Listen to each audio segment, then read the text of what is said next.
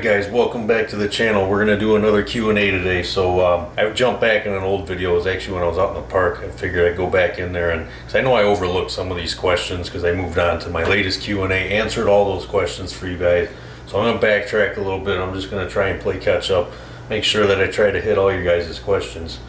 So of course I'm doing pitas, so it's going to be pitas and question and answer for you guys. So let me pick one. Let me make sure I didn't already answer one of these questions here. Okay, I already answered that one, so let me jump to the next one. See, this is from Matthew Terry. Have you found any parallels between bodybuilding and playing oh wait, I already answered that one. Okay, moving on. Alright, this one's a similar question, but it's a little bit different. Question, would you say your bodybuilding has a positive impact on your guitar playing?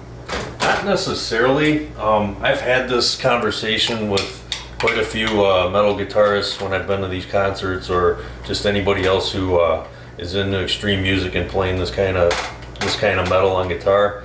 And really, you don't get any benefit out of it as far as like picking up your speed or anything like that. Like, I don't have the upper hand on anybody else when it comes to playing. I mean, there's guys that have a furious picking hand and just would totally smoke my ass, and as far as endurance and just having the ability to stay loose and not tense up as long as I reach a point to where I start hitting tension pretty quickly.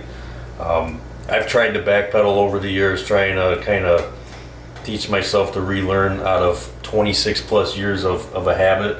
But you know what? It gets the job done for me, and I've always been self-taught. I never had anybody teach me, hey, this is how you're supposed to do it. You're not supposed to tense up. It's like back when I was watching MTV, back when MTV was actually music television, I was watching Jeff Hanneman was like one of the first, extreme like thrash metal guitarists out of the metal genre, and I saw him picking like this.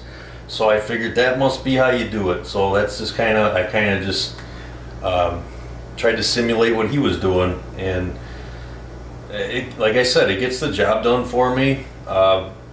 Is it the most practical and the best technique? Absolutely not, but I find it efficient. I get it done, and I can reach some pretty fast speeds and tempos, as you guys have seen in many of my uploads.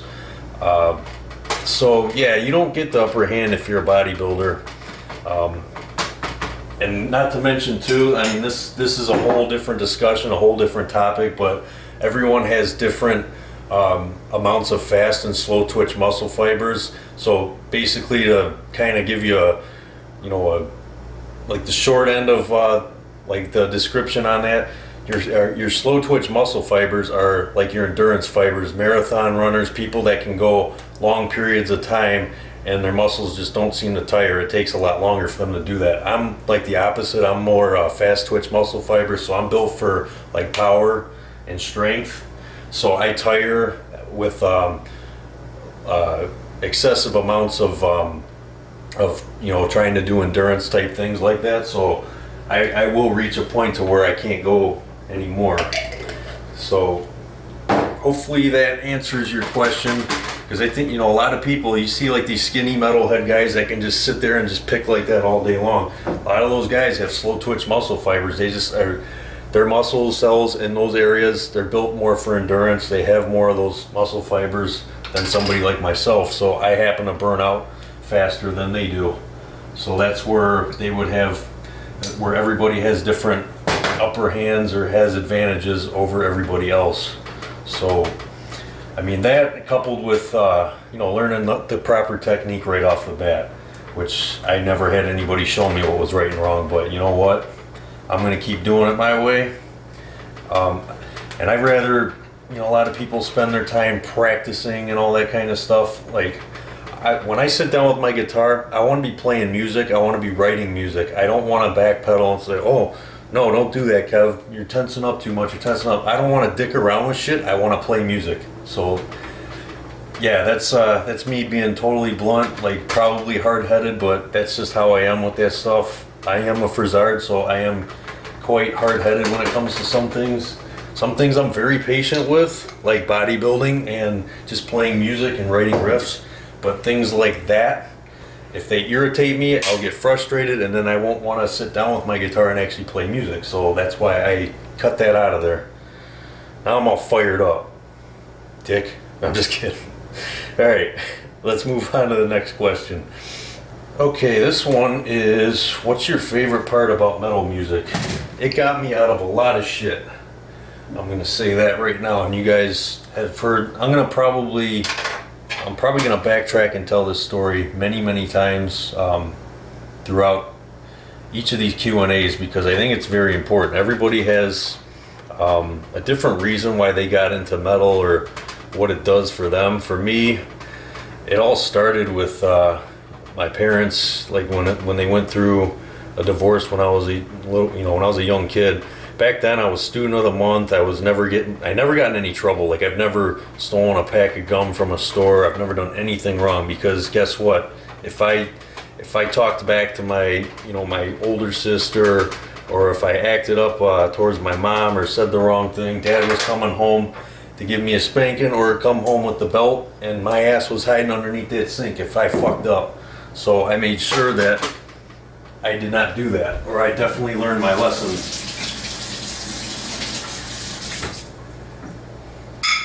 And it straightened my ass up, so I knew not to be, a little bastard, if you know what I mean. But where the hell, what the fuck was I talking about? Oh yeah, so yeah, everyone has their different things of why they got into metal and what it does for them. For me, metal got me out of a lot of those negative points of my life, when like my parents were going through the divorce, and my mom was always taking my sister's side, and even if I wasn't doing anything wrong, I just felt like I was always being, like they were pointing a finger at me, like, nipping at me and shit, and it was very frustrating. And there was favoritism there, of course, because women tend to stick together, as far as I'm concerned. I saw that with my own eyes when I was a kid growing up. But no, the metal, that music, that sound, that aggressive nature of it got me out of it. It took all those negative feelings that I had and turned them into a positive, because that music sounded exactly how I felt. It sounded a lot like what I was hearing with the arguing and stuff like that. I had an outlet that I could relate to when it came to, they were both very similar to each other. And then the same thing was, how I got into bodybuilding. It was the same thing. It got me through a lot of shit, just because I was able to get some of the aggression out. Actually, most of all of it, with just being picked on and shit when I was a little kid. It took me a while before I hit puberty. It was like around 15 or something like that. But my problem was I was always really short, and I used to get shoved into lockers a lot and things like that. And a lot of bodybuilders, they'll never come out and admit this stuff, but a lot of them did start picking up weights and working out and all that stuff because they did get picked on. And I am mature enough to share that with you guys, because it's the truth. That's why I started picking up weights, and I was listening to this aggressive music. It took all those negative feelings and I was able to turn them into something positive. See, like with the weight room, just always some of the shit that I used to think about. You guys will hear in the next Q&A that I upload. It's from an earlier Q&A segment that I answered for you guys. I went pretty deep to some of the shit that I used to think about when I was training as hard as I did. But you guys will hear all that. But no, that was a good question. Thanks, man. Okay. If you had to pick one, never play guitar again or never work out again. You guys are gonna be shocked when I tell you this, but if I had to pick one, I would continue playing guitar and I would hang up bodybuilding. And the reason is, I never thought I'd say that in a million years, but I already achieved my goal as a bodybuilder. Like I went down that path. I did all that already, and that's why you guys don't see like fitness content, me uploading anything. Obviously, we're all on lockdown, but I just I'm so mentally burned out from 20 plus years of doing that shit to where I was so destined to be the best that I could possibly be, and I wanted to just kick everyone's ass on bodybuilding stage. Not only on stage, but in the gym. I just wanted to be bigger and badder than everybody. So that took an incredibly huge amount of discipline and just dedication, everything. Just staying committed to eating the way I was supposed to, training, like staying away from,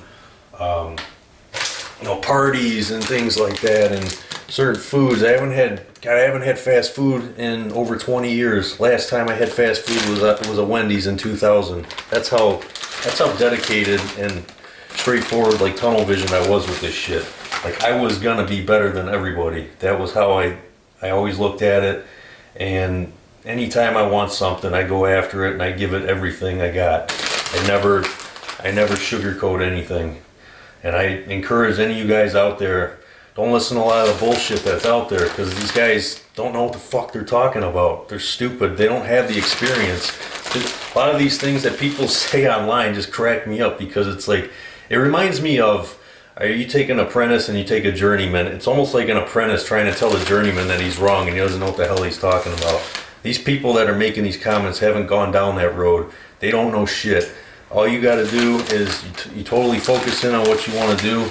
Yeah, you might have some limitations, or you might have things a little bit harder than other people, or you might have things even better than somebody else. But the main thing you got to do is just fucking try. You got to give it effort if you ever expect to get anywhere with anything that you do.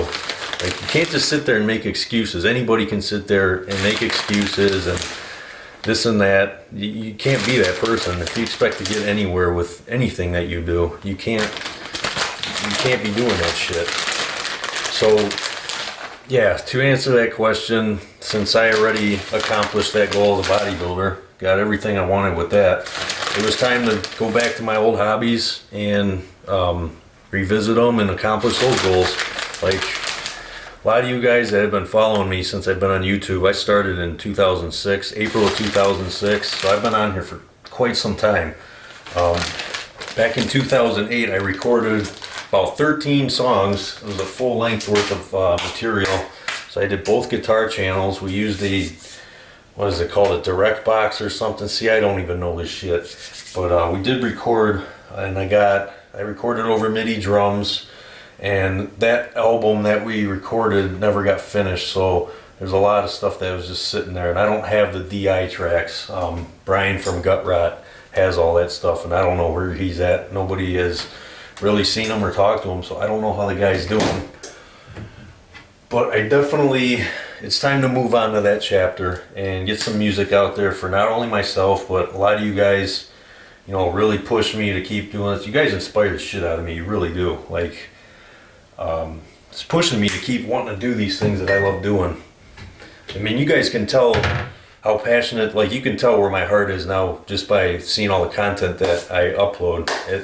That's the proof in the pudding. It's all music related, and I got 9 guitars now. Like, that goes to show where my heart is in now. So I can move on to this, because this is where I'm at now. Good question, I like that. That's awesome. That was Tim Jenkins 502, by the way. Good question, man. Good question. See, Metal Guy 51, love your channel.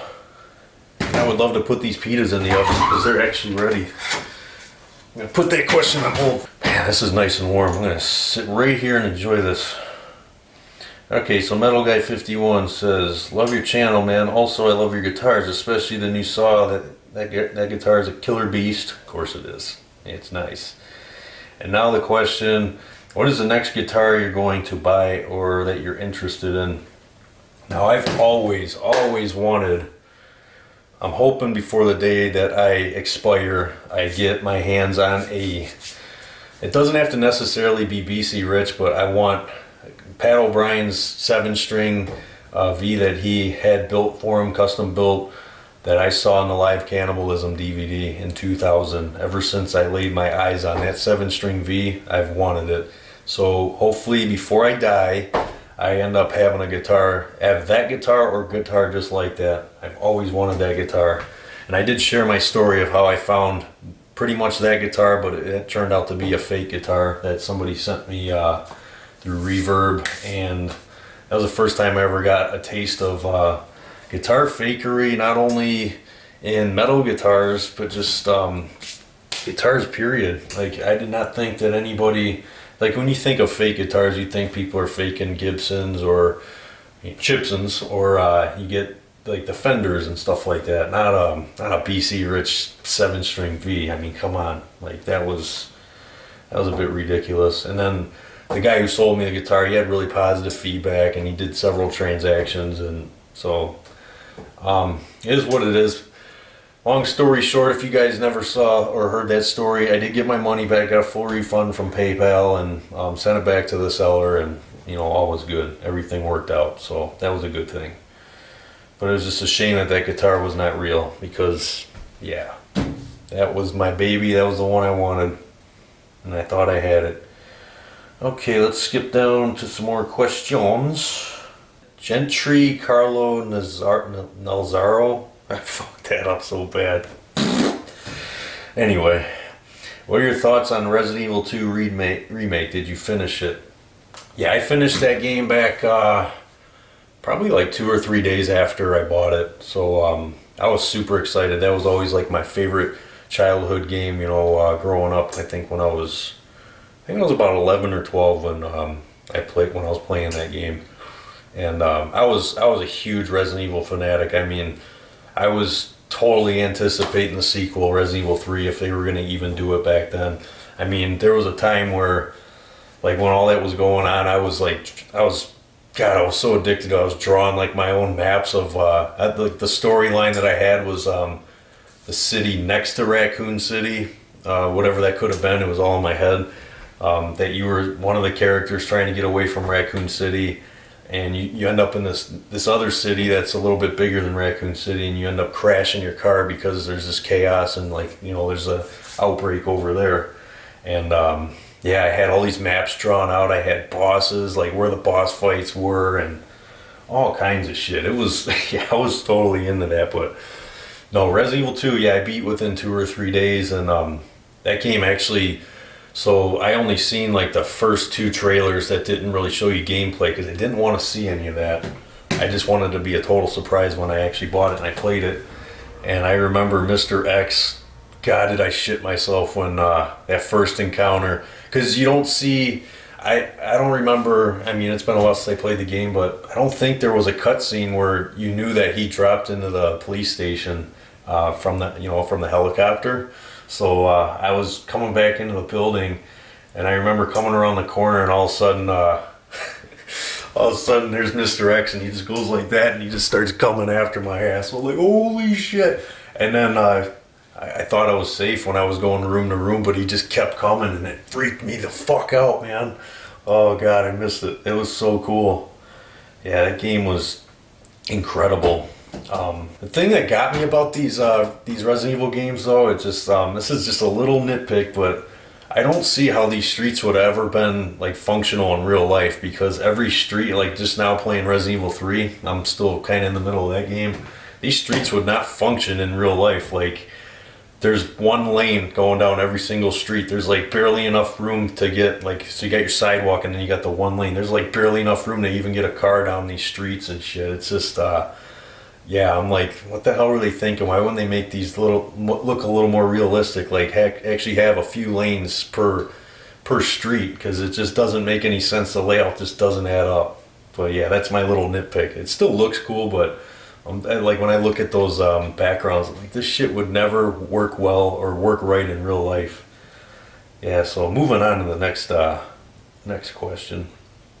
My battery's getting pretty low, so probably 1 or 2 more, and then we're gonna wrap this Q&A up. Let's see. All right, so that Tone Guy 44, what guitar picks do you use?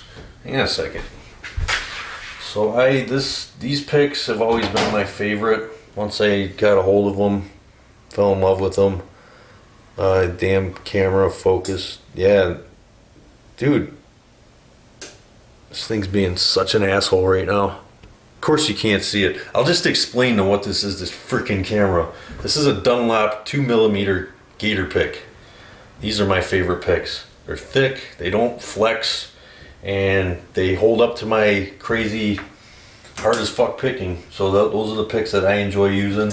I Picks last a long time for me because I like them. I like rounding the edges on them, and it helps me get less of a scrapey, scratchy kind of sound. I pull off pinch harmonics, and it shapes my playing very, very good. I know some people go through a pick per band practice, or that some people every couple songs they chuck one and grab another pick. I'm not like that. Like one pick will last me probably a freaking year. Yeah, I'm not even kidding about that.